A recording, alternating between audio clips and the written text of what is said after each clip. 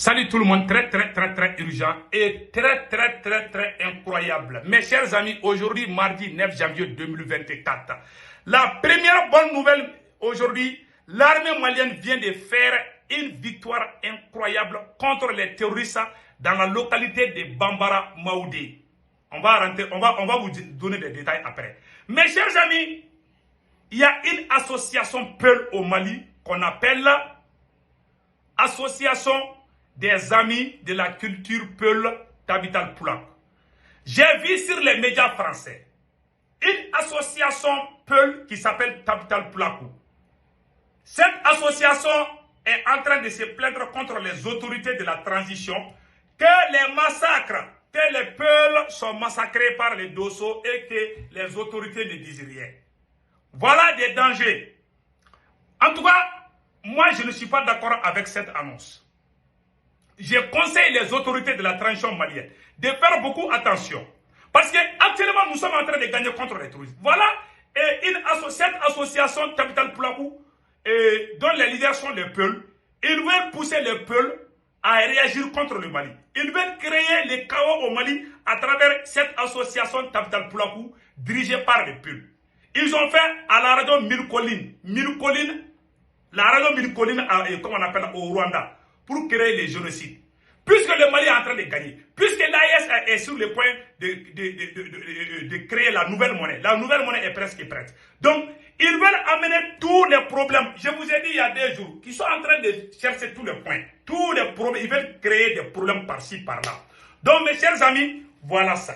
La troisième nouvelle est une excellente nouvelle que je vais dire. Donnez-moi 2 minutes. Je vais vraiment boire un peu d'eau.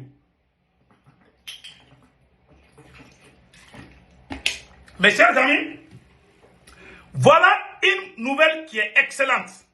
Mes chers amis, voilà un réseau qui vendait, voilà, la police de Kati, 1400 litres de carburant confisqués, un réseau de ravitaillement des terroristes,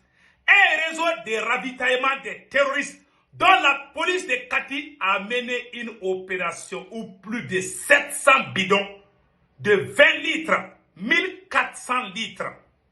Ah, l'armée malienne, on dit bravo aux forces armées maliennes, à la police malienne, aux autorités maliennes.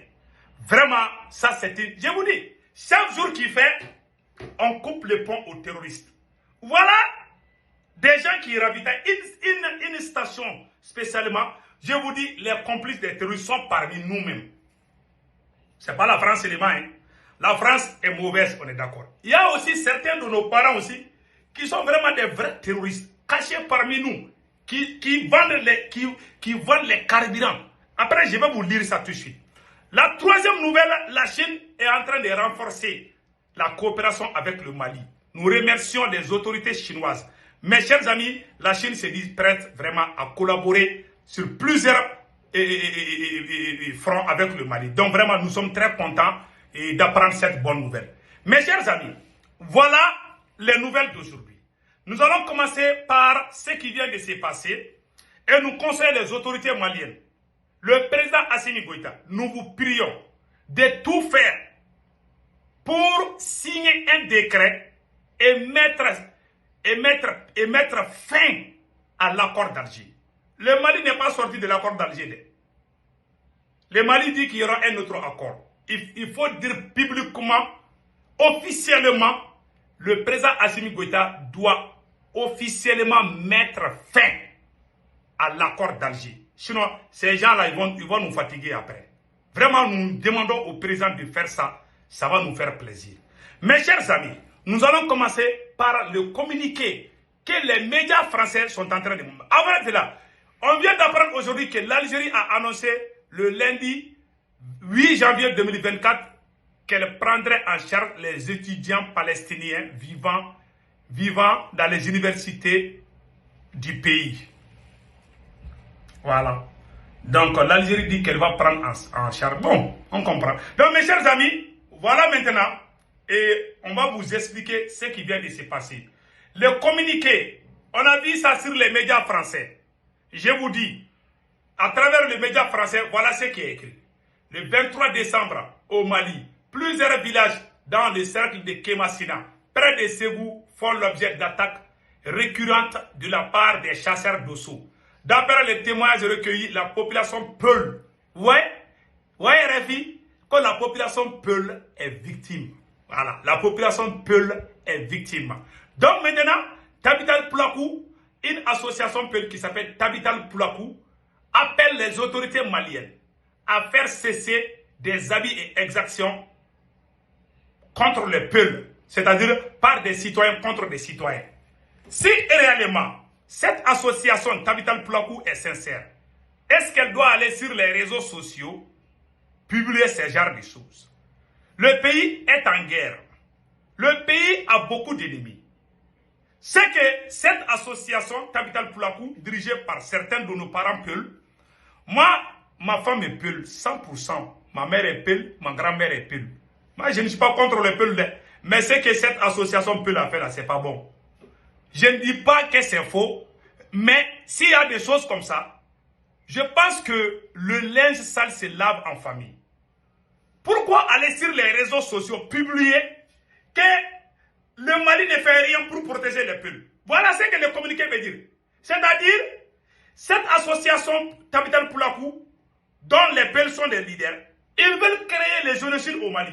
Ils veulent créer c'est-à-dire que les chaos entre les peuples du Mali. Ils veulent diviser parce que la plupart des dossaux du Mali, actuellement, la plupart des dossaux qui sont en train de défendre leur localité sont la plupart des Dogons.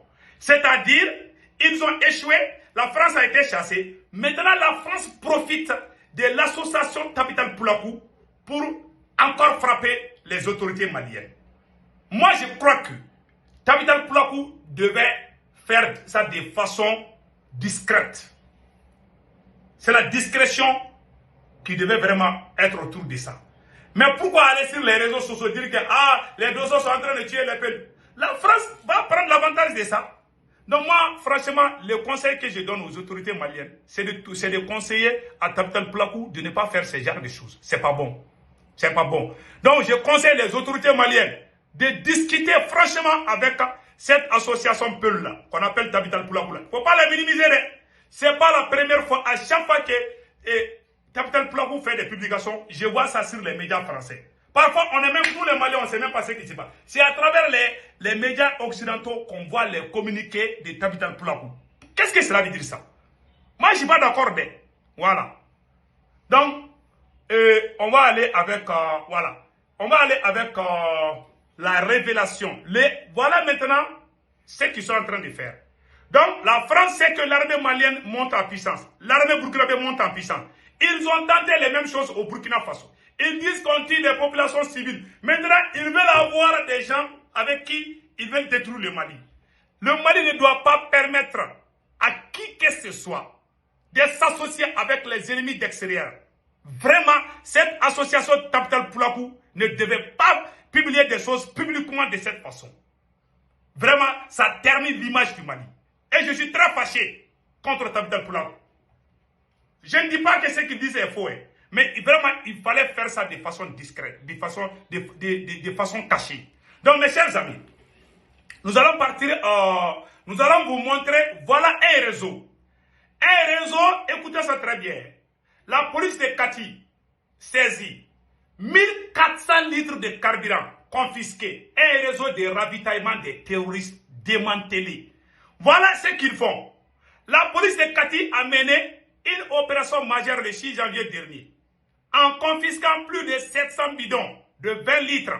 Vous voyez, ces bidons de 20 litres, 700 bidons de 20 litres ont été saisis. Donc, 300 remplis d'essence, c'est produit ainsi que le gérant de la station.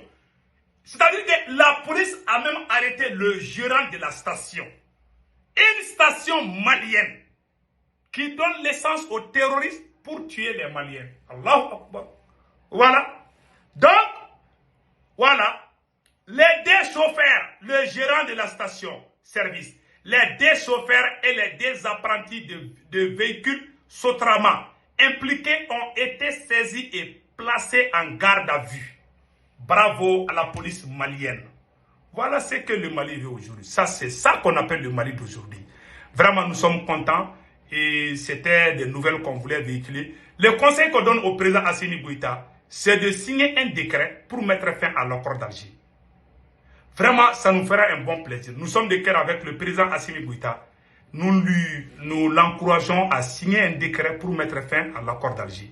Sinon, ces gens-là, là, le Mali n'a pas officiellement dit qu'il est dans l'accord d'Alger. On a mis fin aux accords coloniaux.